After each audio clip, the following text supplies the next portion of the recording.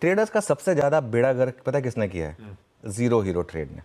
और मैंने तो अपने चैनल पे बैन कर दिया वो कि ये ज़ीरो हीरो ट्रेड नहीं चलेंगे हमारे यहाँ पर। सबसे ज़्यादा बेड़ा गर्क किया ज़ीरो हीरो ट्रेड ने। हर कोई आज का ज़ीरो हीरो। जाते जाते आप कुछ बड़ा पंट ले लो, आज का ज़ीरो हीरो आर्या पार वाला क्या 3 रुपये का ऑप्शन मेरे को 150 हो जाए, मुझे वो चाहिए। अब वो 3 रुपये उस दिन छोटा लगता है आपको, आप रोज़ रोज़ रोज़ रोज़ अपना लेजर उठा के देखेंगे ना आप, तो वो उसी में आप सबसे ज़्यादा लॉस कर रहे हैं। और इसका सबसे बड़ा कारण क्या है? Daily expiry. डेली एक्सपायरी हो रही है। वहाँ पे वो बैठे हैं जेन स्ट्रीट या मिलेनियम या ऐसे कई, वो तो 2 नाम है सिर्फ, ऐसे कई बैठे हैं। वो इन्हीं 91% का तो पैसा ले रहे हैं। Trading is a zero sum game. Trading में इवेंचुअली अगर रिंग में 5,000 रुपये हैं तो 5,000 रुपये सारे जितने ट्रेडर्स हैं उनके बीच में बटेगा। तो अगर 91% लूज़ कर रहे हैं तो 9% पूरा का पूरा 5,000 लेके जा रहे हैं। तो एक और चीज़ ये है कि F&O बुरा नहीं है, F&O में जो कमा रहा है बहुत कमा रहा है, लेकिन कौन कमा रहा है ये जानना जरूरी है। पोजीशन साइजिंग एक और दिक्कत है। पोजीशन साइजिंग से क्या होता है? आप की हैसियत है 10,000 मतलब सॉरी 5,000 लेने की, आप ले लेते हैं 10,000। उससे होगा क्या? आप लॉजिकल स्टॉप लॉस नहीं लगा पाते, आपका मॉनिटरी स्टॉप लॉस लग जाता है कि इतना लॉस हुआ, हम बाहर हो गया सिस्टम से।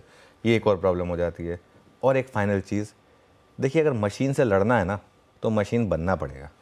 और मशीन आदमी नहीं बन सकता। आदमी के अंदर, एक इंसान के अंदर इमोशन नाम की चीज़ होती है, ग्रीड एंड फियर नाम की चीज़ होती है। मशीन के अंदर वो नहीं होती। मशीन सिर्फ फायर कर रहा है, मशीन ने वहाँ पे वो लगा रखा है कि बस वो फायर करता रहेगा। तो तभी तो ये एल्गो ट्रेडर्स इतना पैसा बना रहे हैं।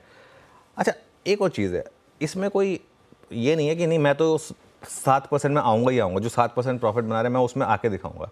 अगर लॉस हो रहा है, कंसिस्टेंटली लॉस हो रहा है, तो मतलब F&O आपके लिए नहीं है। सिंपल चीज़ है। या फिर आपको F&O में फाइन ट्यूनिंग करने की ज़रूरत है, तो थोड़ा सा इस पर फोकस करिए। भाई साहब ध्यान रखिए, और ये कई बार आप लोग के भले के लिए इस तरह की कमेंट्री बार बार सुनने को मिलती है, और ये सेबी की रिपोर्ट उसी तरफ ले जा रही है, और ये उससे इंपॉर्टेंट सीख है हम और आप सबके लिए।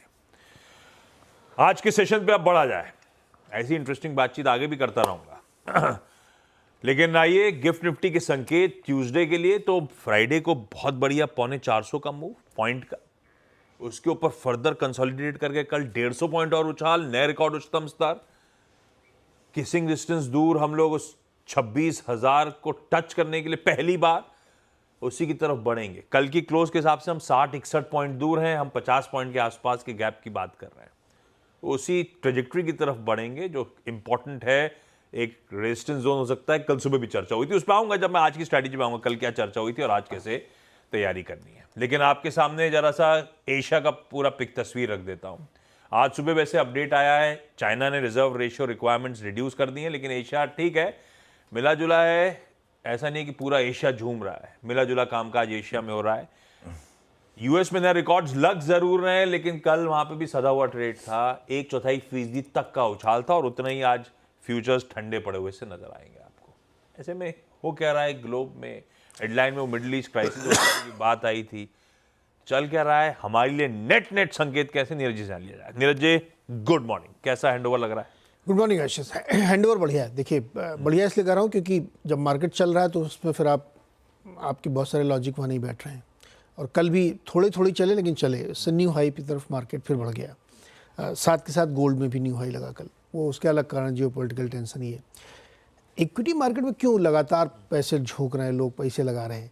क्योंकि 0.5% कट के बाद ये बहुत ही स्ट्रॉन्ग फीलिंग ट्रेडर्स इन्वेस्टर्स के बीच में आ गई कि एक और जंबो कट की तैयारी है, और इसमें बड़े बड़े लोग शामिल हैं जिनको लगता है कि 0.5% की कटौती एक बार और होगी अभी इसी साल, और उसके बाद 25 बेसिस पॉइंट और होगी, तो कुल 1.25% की कटौती इस साल लोग एक्सपेक्ट कर रहे हैं।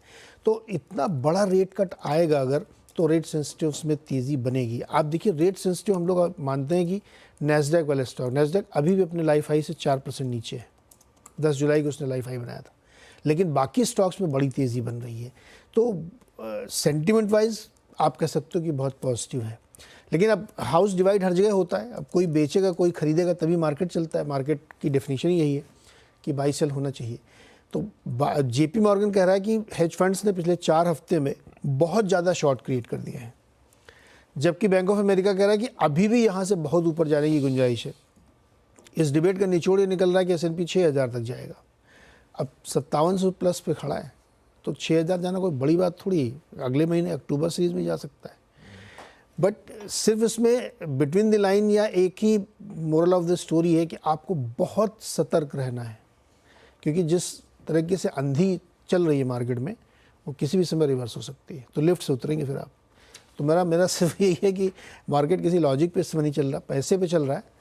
फ्लो किसी भी दिन रुक गया, अगर मान लीजिए किसी दिन मूड सेंटिमेंट बिगड़ा तो फिर गड़बड़ हो सकता है। तो लेकिन फिलहाल तेजी है तो है, अब उसको मानना पड़ेगा। चलिए, हैंडओवर बढ़िया है, लिक्विडिटी ड्रिवन है, लिक्विडिटी ही चलाती है, अदरवाइज कैसे चलता है बाजार। और इस समय पर्याप्त लिक्विडिटी है, पैसा है जो झोंका जा रहा है ग्लोबली। ऐसे में अब हमारा सेटअप कैसा बैठा हुआ है वो भी जान लेते हैं। हैंडओवर बढ़िया था, सेटअप का तड़का ऐड कर लेते हैं। कैसा लग रहा है सेटअप? सेटअप ठीक है, सेटअप में कोई दिक्कत नहीं है। देखिए वो एफआईएस की जो एक दिन की बड़ी बाइंग थी वो फुटसी रीबैल की वजह से थी, लेकिन अभी भी बाइंग इंटैक्ट है। कल भी 400 करोड़ की बाइंग है इवेंचुअली, और डीआईएस ने भी कल 1000 करोड़ खरीदा। बार्स आएंगे आपके स्क्रीन पर, तो अब आपको कल दोनों ग्रीन बार्स देखेंगे। उससे पहले दिन वो जो एफपीआई का बड़ा ग्रीन बार था और डीआईए का बड़ा रेड बार था। इंडेक्स फ्यूचर्स में कल कुछ खास एक्शन था नहीं, सिर्फ 188 करोड़ की बाइंग थी। सिर्फ इसलिए कह रहा हूँ कि हमको 4-5 हज़ार करोड़ की आदत हो गई है। स्टॉक फ्यूचर्स में 800 करोड़ की बाइंग थी। अभी चारों इंस्ट्रूमेंट में बाइंग है, तो आज एक रिस्क है मार्केट में प्रॉफिट बुकिंग का। आज मुझे लग रहा है हायर लेवल पर आज गैप अप को चेज़ मत करिए। ये पहले ही सेटअप बता रहा है आपको कि आज गैप अप को मत चेज़ करिए। आज मार्केट में आज मुझे हैरानी नहीं होगी अगर एक बार के लिए इंट्राडे में आप रेड भी दिखा दें, तो उसके बाद बाइंग आएगी तो अलग बात है। एनीवे, इंडेक्स फ्यूचर्स में देखते हैं क्या हुआ। 650 करोड़ बैंक निफ्टी में बाइंग हुई और 89 करोड़ निफ्टी में सेलिंग हुई। बैंक निफ्टी रिलेटिवली स्ट्रॉन्गर है, ये बात लगातार हो रही है इस चैनल पर। इंडेक्स फ्यूचर्स का ट्रेंड आएगा आपकी स्क्रीन पर। वो जो परसों का 9000 करोड़ का बाय नंबर था वो थोड़ा सा एक अपवाद था, अदरवाइज कंसिस्टेंटली 200, 300, 400 करोड़ के करीब का नंबर है। कल का 188 करोड़ का नंबर है। कल हुआ क्या सिस्टम बहुत इंटरेस्टिंग था। कल लॉन्ग और शॉर्ट दोनों बढ़े। कल लॉन्ग बढ़े करीब 12,900 और शॉर्ट बढ़े करीब 12,200। तो परसेंटेज वाइज में तो एक्चुअली शॉर्ट ज़्यादा बढ़े कल, क्योंकि लॉन्ग का नंबर बहुत ज़्यादा है। और वो आपकी स्क्रीन पर आएगा वो ग्राफ, वो देखिए थोड़ा सा नीचे ही आया है, फ्लैट हुआ है। और टेबल फॉर्मेट में देखेंगे तो आप 76% नेट लॉन्ग से अब 75% नेट लॉन्ग पर आ गए। नेट कॉन्ट्रैक्ट का नंबर लॉन्ग अभी बढ़ा है बल्कि, लेकिन परसेंटेज में आप थोड़े से कम आ गए। इंडेक्स ऑप्शंस का आंकड़ा उसमें कुछ खास है नहीं, तो उसको छोड़ देते हैं। इंडिया विक्स कल 8% ऊपर था। ये एक और इंडिकेशन है कि मार्केट आज शायद थोड़ी सी प्रॉफिट बुकिंग के लिए तैयार है, क्योंकि अब 26,000 पर भी है। थोड़ा सा आज प्रॉफिट बुकिंग की पॉसिबिलिटी हो सकती है यहाँ पर। और निफ्टी का पुट कॉल रेशियो भी एलिवेटेड है, 1.42 पर है। बैन की जहाँ तक बात है आशीष, 2 स्टॉक्स बैन में आ गए, APFRL और वोडा आइडिया।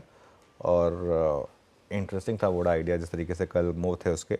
और एक बैन से बाहर आ गया RBL बैंक, और वो लिस्ट आ जाएगी आपकी स्क्रीन पर जहाँ लॉन्ग शॉर्ट थे। ABFRL बैन में तो आया, लेकिन सबसे ज़्यादा लॉन्ग वहीं बने थे कल वहाँ पर करीब 39% का ओपन इंटरेस्ट था। ये आरती इंडस्ट्रीज में, अच्छा ये F&O बैन में जो ऑलरेडी बरकरार है वो है, इसको छोड़ दीजिए, लॉन्ग शॉर्ट पर आ जाइए। सबसे ज़्यादा लॉन्ग बने थे ABFRL में, उसके अलावा UBL में, और सबसे ज़्यादा शॉर्ट बने थे एल्केम लैब्स और ओरो फार्मा में। तो ये कुल मिलाकर सेटअप है। सेटअप ठीक है, लेकिन सेटअप आज एक चीज़ मुझे कह रहा है कि आज आप गैप अप को चेज़ ना करें।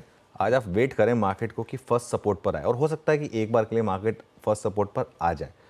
पोजिशनली लॉन्ग है तो कोई दिक्कत नहीं है, लेकिन एक फ्रेश लॉन्ग बनाने के लिए ये सेटअप जो है इन लेवल्स पर ठीक नहीं है।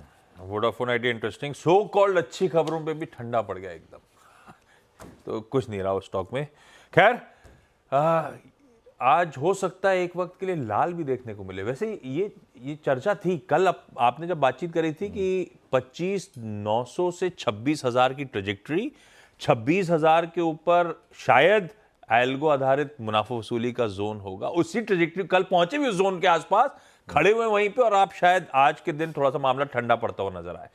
ये चर्चा हुई थी कि सारे रेजिस्टेंस काल्पनिक हैं फॉर द टाइम बीइंग, बस 26,000 एक एल्गो आधारित थोड़ा सा प्रॉफिट टेकिंग का जोन होगा।